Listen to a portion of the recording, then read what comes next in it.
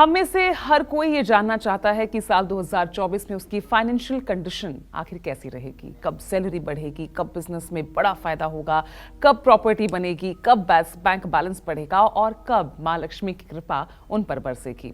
साथ ही ये सब पाने के लिए उन्हें कैसे और कहां बैठकर करनी चाहिए मां लक्ष्मी की साधना। आइए अब इस बारे में आपको बताते हैं। तो पंडित जी बताइए, बहुत इच्छाएं हैं, लक्ष्मी बरसती रहे, धन जो है वो हम पर इसी तरह से माँ लक्ष्मी बरसाती रहे, लेकिन अब कहाँ बैठकर क्या नियम है जिनका हमें पालन करना चाहिए? पहली बात तो मैं अपने सभी दर्शकों को और पूरे देशवासियों को बड़ी विनम्रता पूर्वक बताना चाहता हूँ कि लक्ष्मी की साधना करने के लिए आपके अंदर अहंकार का अभाव होना चाहिए। लक्ष्मी जी किसके साथ रहती हैं?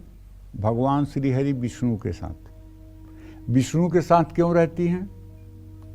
इसलिए कि एक साधारण सा ब्राह्मण भगवान विष्णु के सीने पर पहुंचकर एक लात मारता है और भगवान विष्णु उसके पैर को पकड़कर कहते हैं कि ब्राह्मण देवता, आपके पैर में चोट तो नहीं आई? मेरा ये मतलब कि पत्थर जैसा सीना है, इस पे कहीं आपके चरणों में चोट तो नहीं आई? लक्ष्मी ने ये अपनी आंखों से देखा। लक्ष्मी ने श्राप दिया उस ब्राह्मण को कि जाओ तुम ब्राह्मण दरिद्र होगे, लेकिन भगवान की सहनशीलता देख करके लक्ष्मी सदा सर्वदा के लिए उनके चरणों में हो गई। अगर आप भी अहंकार रहित हैं, क्षमावान हैं, आपको क्रोध नहीं आता है, आप बदले की भावना से जीवन नहीं जीते हैं और आपके अंदर धैर्य है, अहंकार नहीं है, तो मैं गारंटी के साथ कहता हूं ज्यादा दिन तक लक्ष्मी आपसे दूर नहीं रह सकती। और आपके पास चाहे जितना वैभव हो, चाहे जितना धन पूर्व जन्म के प्रारब्ध के द्वारा आपको प्राप्त हुआ है, अगर आपके अंदर अहंकार है, अगर आपके अंदर क्रोध है, अगर आपके अंदर बदले की भावना है, तो ये लक्ष्मी अति शीघ्र आपसे दूर हो जाएंगी और आपकी यातना में जिंदगी जीने के लिए आपको विवश होना पड़ेगा। तो सबसे पहले अपने पात्रता को हमें ध्यान देना चाहिए कि हम पात्र हैं लक्ष्मी के कि नहीं पात्र हैं। और उस पात्रता में सबसे पहली बात जो है वो है विनम्रता। सबसे बड़ी बात है विनम्रता। दूसरी बात है खान पान।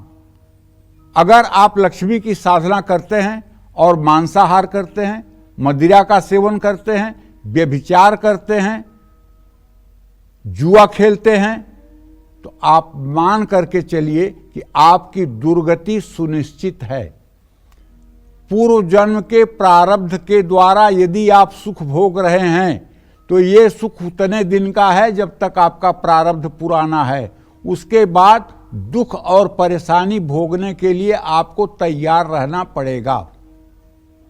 इसलिए लक्ष्मी के सभी साधकों को भूल करके भी मांसाहार, मदिरा का सेवन और व्यभिचार नहीं करना चाहिए और जुआ, सट्टा, शेयर, इन सब चीजों में पैसा नहीं लगाना चाहिए, नहीं तो दरिद्रता आने में कोई दो राय नहीं है। इसलिए पहले अपनी पात्रता को डेवलप करें। एक वृंदावन में सिद्ध महापुरुष हैं, पूजनीय श्री प्रेमानंद जी महाराज। वो अपने कथा में कहते हैं कि छलनी में गैया दूहे, दोष दयु के दे। इसका अर्थ ये हुआ कि जिससे आटा छाना जाता है उसको छलनी कहते हैं ना। जो करवा चौथ के दिन जिससे चांद देखती हैं महिलाएं, उसमें अगर आप गाय दूह रहे हैं और दूध सब नीचे गिर रहा है तो आप भगवान को दोष दे रहे हैं कि ये तो गाय का दूध ही नहीं रुक रहा है। अगर आपकी पात्रता नहीं है, अगर आपके अंदर विनम्रता नहीं है, अगर आपके अंदर सहनशीलता नहीं है, अगर आपके अंदर झुकने की सामर्थ्य नहीं है, तो आप भूल जाइए कि लक्ष्मी आपके यहां अस्थायी वास करेंगी।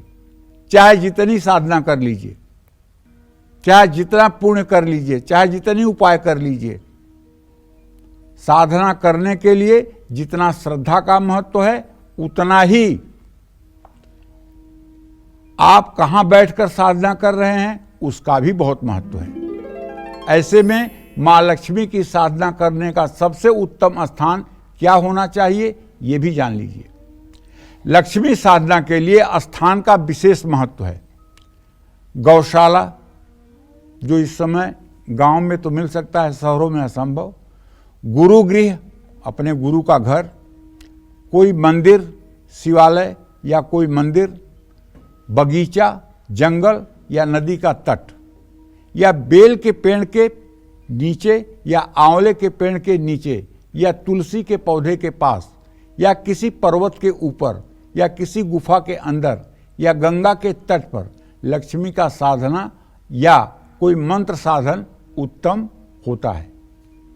ऐसे स्थान ना मिल पाए तो घर के सबसे पवित्र स्थान माने कहाँ, ईशान कोण, नॉर्थ ईस्ट के कोने में खूब साफ सफाई करके वहाँ बैठ करके पूर्व दिशा में मुंह करके महालक्ष्मी की प्रतिमा और श्री यंत्र स्थापित करके महालक्ष्मी की साधना करिए, आपकी मनोकामना जरूर पूरी होगी, इसमें कोई दो राय नहीं है।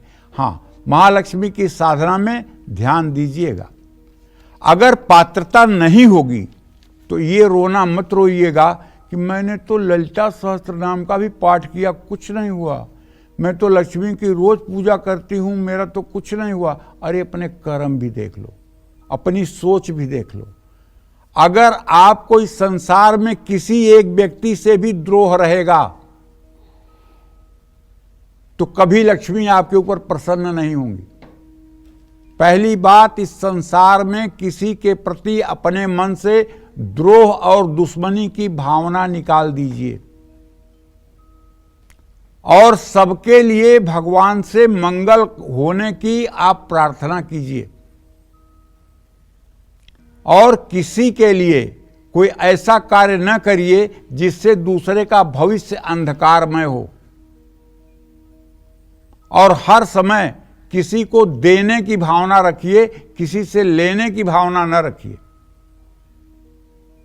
तो मैं यही कहना चाहता हूं कि लक्ष्मी की साधना के साथ साथ अपने अंतर जगत को भी पवित्र रखिएगा ताकि महालक्ष्मी की कृपा आप पर बनी रहे। आप जानते हैं, आप उनके बच्चे हैं, वो कब आपसे दूर रह सकती हैं। ताकर सदा करहु रखवारी, जिम बालक राखई महतारी।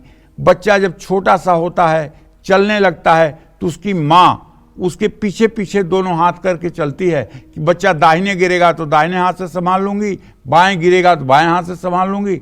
लेकिन बच्चा जब अपने होश में चलने लायक हो जाता है तब माँ दोनों हाथ नहीं करती है, इसलिए बच्चे को अब अपने विवेक से चलना है।